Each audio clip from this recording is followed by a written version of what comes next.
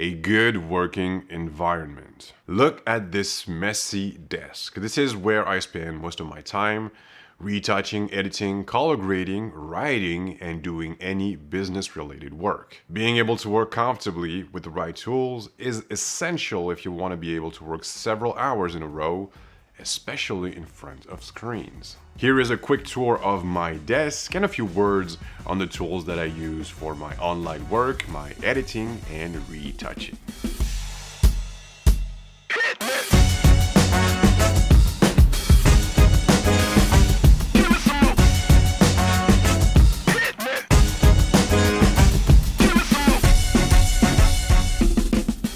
Never talked about this in the past, but I believe it's a really important subject, and I'm really curious to know how you guys actually work.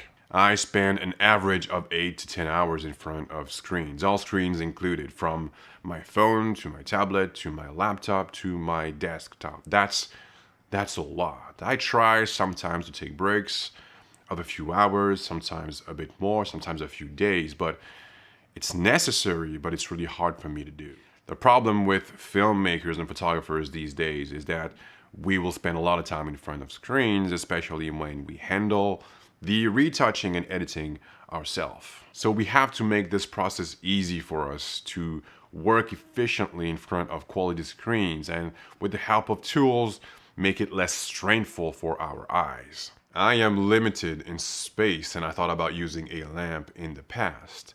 But the problem I quickly faced was where to put it and how to avoid the annoying reflections on my screens. With the BenQ ScreenBar, no reflections, and it illuminates just what needs to be on your desk. It adapts the intensity automatically according to the light already available. It is straightforward and easy to set up and should be compatible with any type of screens. Depending on what you are doing, you can adjust easily the temperature of your light from a warmer feeling to a cooler environment. You just have to plug it into an available USB port, rotate the lamp to your likings, and you're good to go. And you simply use this wired remote to pilot your light. It looks a bit like the usual remote that BenQ uses for its screens. My BenQ ScreenBar is mounted on my good old PD3200, which is my main screen for online work, writing, and sometimes entertainment. I've been working with the PD3200 for several years now. I have no intention in changing it for now because it still works. I said it before, the design of the remote of the PD3200 is similar to the one of the ScreenBar. When calibrated, I'm using this screen as a second screen for my video editing, like right now. Last year, I introduced in my workflow the BenQ SW321C that quickly became my main editing screen for both my photography and video work. More than a year later, I'm still super happy with this screen. Color accuracy, consistency, HDR, amongst many other features that I mentioned in my first review of this screen. It has become one of the most important tools in my workflow. It hasn't failed me so far, so I'm pretty confident in BenQ's products now. You've probably seen it in some of my previous behind-the-scenes videos.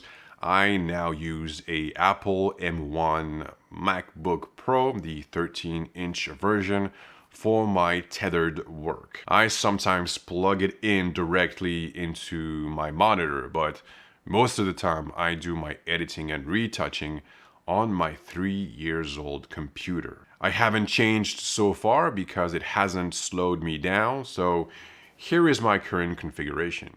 This is a decent setup for 2021 when you're editing and delivering in 4K and working with GFX 100S files. Sometimes Lightroom is a bit slow, but it's Lightroom. The last element I'm going to talk about is my Wacom tablet, which has gone through a lot, the 7+ years using it, and I can't retouch without it now.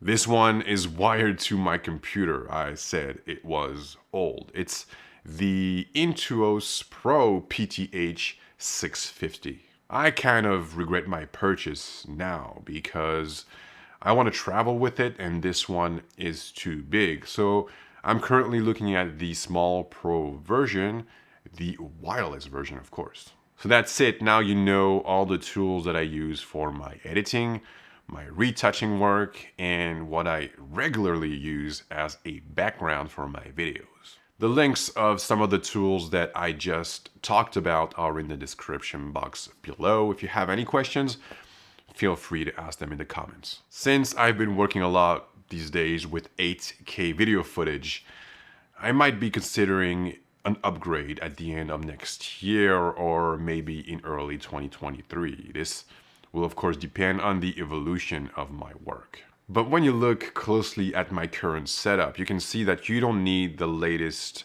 tools, the latest PC to actually work. Building a similar PC right now and buying one of the two screens behind me is now really affordable. You can even consider buying all of this secondhand.